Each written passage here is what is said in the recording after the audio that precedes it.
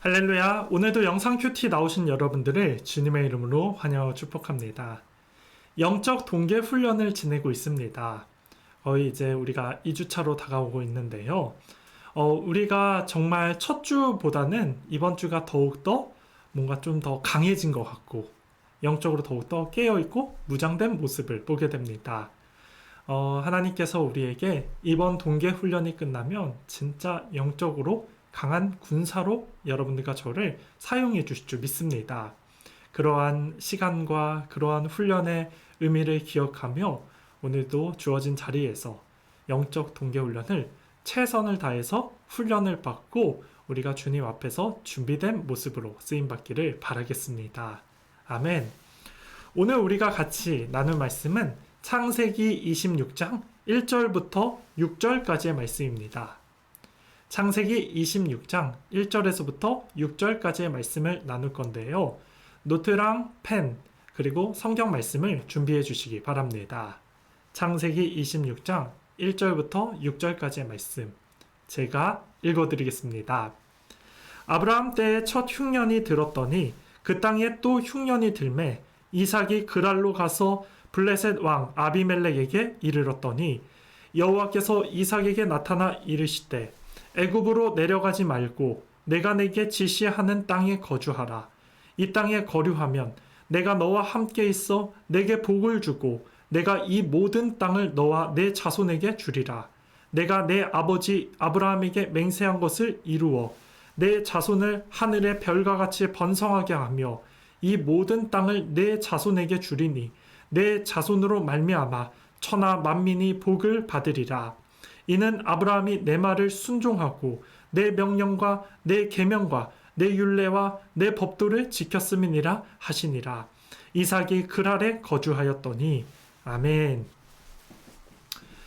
이삭이 살았던 그 시대 속에서 두 번째 흉년을 맞이하게 됩니다.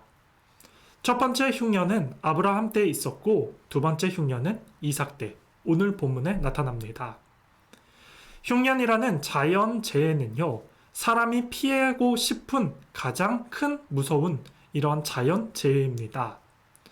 흉년이 발생한다는 것은 비가 내리지 않는다는 것이고요. 비가 내리지 않으면 농사를 지을 수가 없습니다.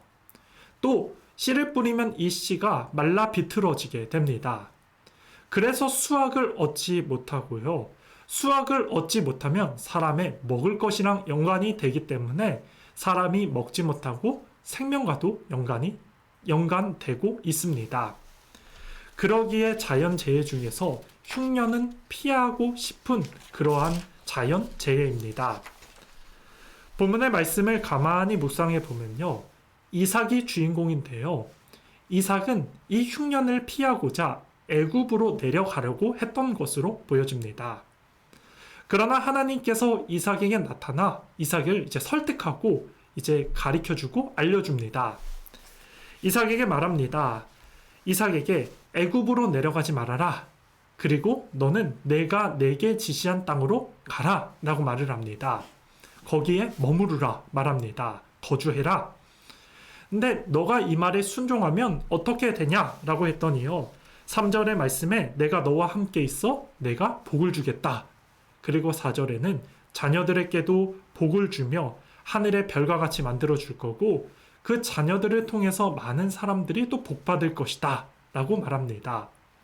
다음 절의 말씀은 너의 아버지 아브라함도 내 법도와 규례와 율법과 계명을 순종하고 지켰다 라고 말을 합니다. 여러분 이삭이 어떻게 했을까요? 이삭은요 자신의 뜻인 애굽으로 내려가는 것을 멈추게 됩니다. 그리고 하나님의 뜻 앞에 순종합니다. 순종하고 나가서 약속의 땅에서 그가 농사를 지었더니요. 그해 100배나 되는 열매와 수확을 얻게 되고요. 그가 거부가 되고 많은 종들을 거느리게 됩니다. 심지어 얼마나 큰 거부가 되었는지 그 땅의 왕이었던 아비멜렉이 이삭에게 너가 너무 부자가 되고 우리나라가 위협될 정도로 큰 부자이기 때문에 좀 떠나달라. 이 땅에서 좀 나가달라. 그렇게 요청할 정도였습니다. 하나님의 뜻에 순종했던 이 이삭은 하나님의 손길을 경험하게 됩니다. 오늘 본문의 말씀에서 우리가요 깨닫고 느껴야 될 것이 무엇입니까? 100배의 축복 중요합니다. 그러나 과정을 보시기 바랍니다. 하나님은요 자기 백성을 위해, 저와 여러분들을 위해 하나님은 예비해 놓고 우리를 주님의 손길로서 인도하신다는 사실을 우리가 발견해야 됩니다.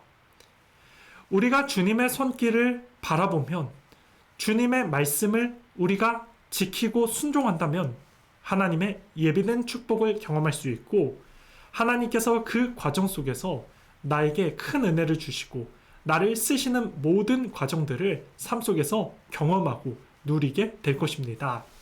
그러니 저와 여러분들이요 먼저는 주님의 말씀을 가까이 하셔야 됩니다.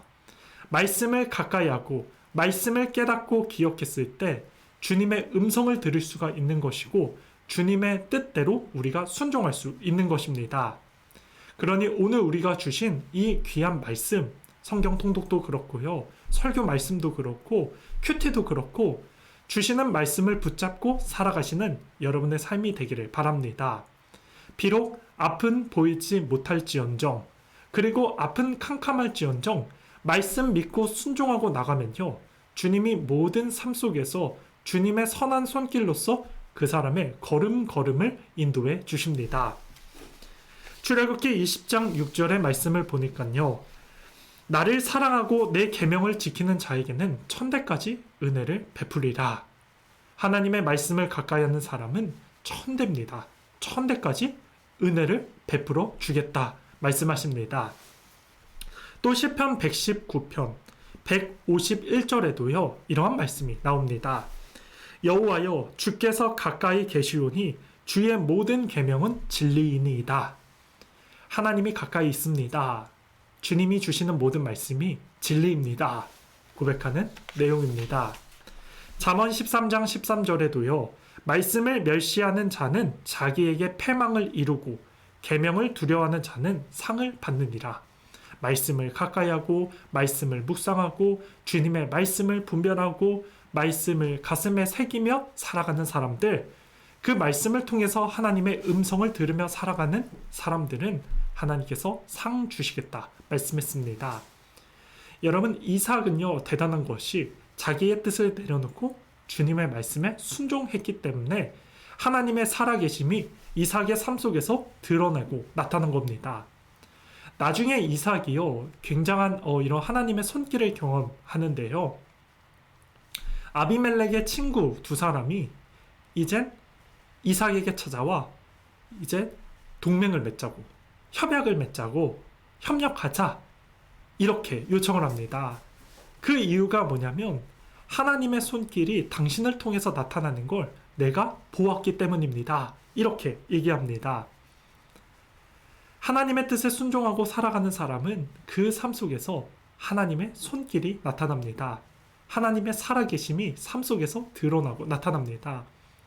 그러려면 말씀을 가까이 하셔야 됩니다. 말씀을 붙잡고 사셔야 됩니다.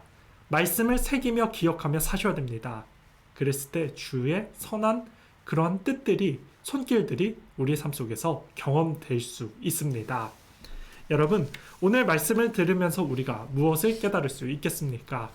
이삭이 대단한 것은 주님의 말씀을 듣고 순종했다는 것입니다. 저와 여러분의 삶 속에서도 오늘 주어진 말씀 있습니다. 또 다 읽진 않았지만 창세기 26장을 보면서 각자에게 깨닫아지고 꽂히는 말씀, 또 하나님의 음성을 들을 수 있는 말씀들이 있을 것입니다. 그 말씀을 붙잡고 오늘 하루 주를 바라보며 사시길 바랍니다. 척박한 환경 속에서도 하나님은 길을 내시고 흉년 속에서도 하나님은 예비하신 손길이 있습니다.